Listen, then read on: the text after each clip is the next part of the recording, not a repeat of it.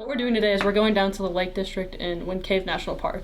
And what we're going to be doing is we're going to be taking microbiological samples of the flowstone and like the water down there. And then we're going to be doing some spectral data to kind of find what kind of life is down there. And I'll be getting samples to hopefully replicate the fungal growth to see the antibiotic properties later on once I'm back in the lab back at UNI. Like push out for us and kind of getting us ready for the future of looking at what we can do at Lake Vega and stuff like that, which are big targets for us in the future. And another thing is just, we don't know what's out there, and it's going to be a thing of, what are we going to find? Is this worth it? And kind of, what are we looking at? I mean, it's going to be a thing of using our creativity sometimes to kind of look around and see what we have.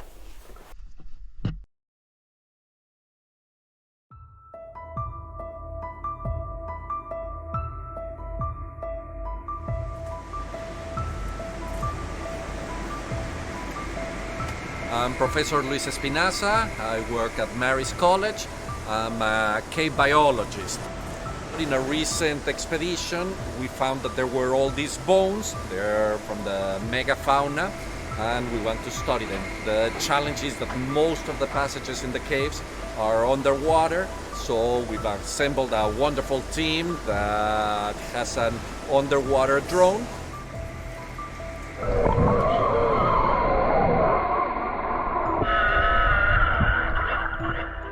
Why do we find so many fossils here?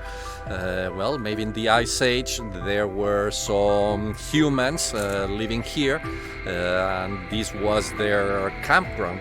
They hunt around for all the horses and mammoths and animals, and they bring them home for eating, and the bones are just left as garbage. We find scratch marks with their stone tools they were cutting. So we're going to attempt with the claw to grab onto some of those fossils and see if we can bring them back out.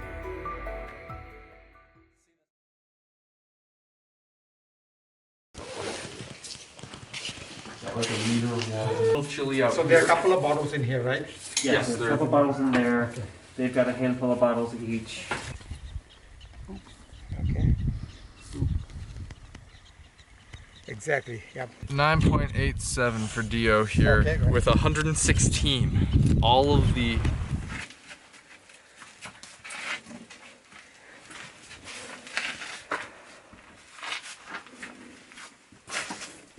We'll rotate you and Megan for, I'll leave my gear bag down there, bring Megan back up.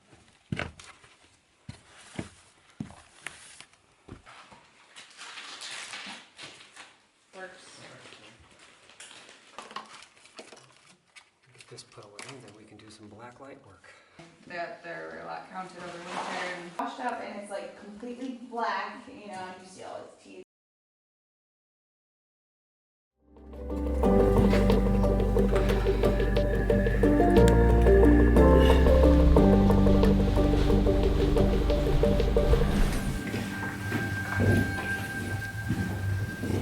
The zebra calcites that we've been hunting are a unique feature within Wind Cave, it appears.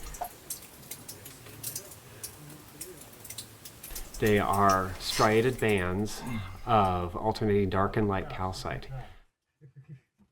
For several years, we haven't been able to figure out exactly why they were there, how they worked. We only knew of a few very large dome-type examples.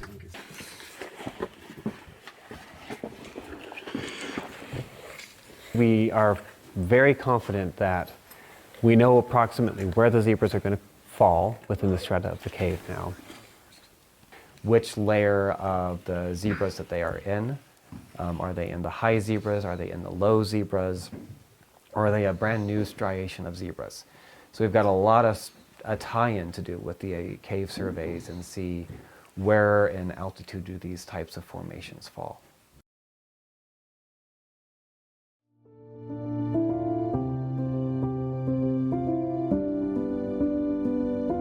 Naši cestu zahájíme ve sloupsko-šušůvských jeskyních, do kterých se propadá Sloupský potok, jedna z hlavních zdrojnic říčky Punkvy. Voda hraje při vytváření jeskyní zásadní roli. S těžkými transportními vaky na nás čeká slanění do Komenského jeskyní. Překonáváme travers a přicházíme k hladině Sloupského potoka na dně Palmové propasti. Úspěšně překonali po vydatném dešti spojený 7., 6. a 5. sifon. Ty jsou počítány v protisměru dnešního postupu od konce amatérské jeskyně ve Sloupské větvi. Po 10 hodinách a 7 kilometrech se potápěči vynořují z posledního sifonu v Červíkových jeskyních. Tak to bylo pěkný, že jsi tam dělala. Pěkný závěr, ne? Co? Pěkný závěr, no?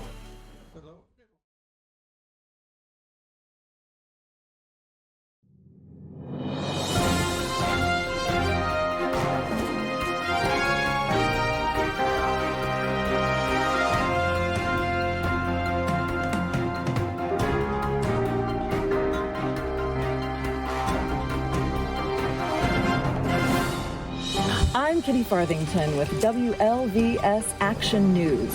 The Giles County caving community has been racked with tragedy as 3 cavers stumbled into the blackness and have not been heard from since. Heading over to John Hicks, who is on scene at the site of the rescue. John, what are you seeing over there? WLVS Action News in Giles County. John Hicks here reporting on the cavern disaster. More news soon as people show up. Victims trapped underneath of the earth. I'm sorry, I'm not authorized to speak to the press. And do you know their names? I'm not authorized to speak to the press, but I have told the incident commander she will need to assign a PIO immediately. Action News, do you have anything to say about what you're doing here in the middle of the woods? No, sir, we're just reporting to the scene right now. I'm sure someone else will be with you to discuss these. Action News, do you know anything about the victims, spelunkers underneath the earth? Gentlemen, I really don't, but you should definitely talk to the information officer.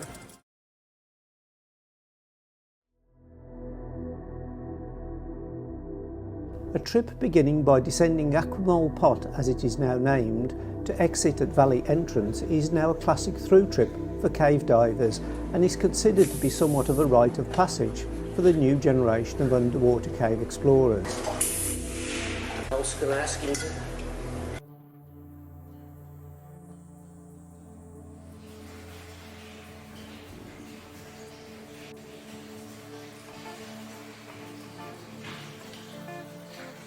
Row 3.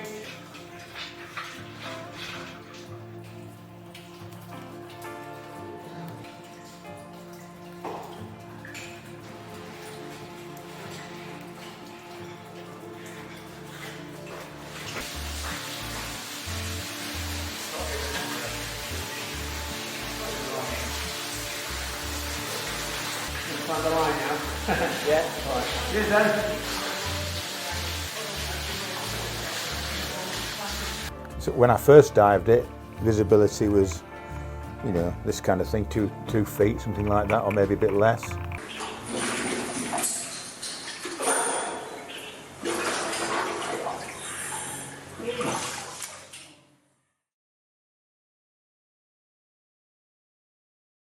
This presentation is a special video that Jason Hardy and I have put together for the Tennessee Cave Survey meeting. We will be taking you along a visual cave trip through Smith Hollow Cave while we discuss the survey and exploration. So come along with us and enjoy the trip. So right now, you start out in about ankle deep water, but you very quickly start getting deeper and deeper. Really, really large haystack formation over there. This is actually pretty cool how it's been eroded away.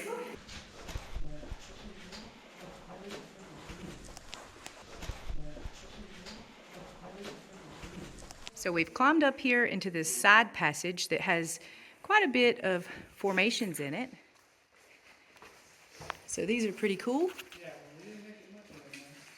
Coming out from the surface into this section of the cave. There's one right there coming out of that soda straw. Look at this waterfall, y'all. Obviously in the winter months, it's pumping a lot more water.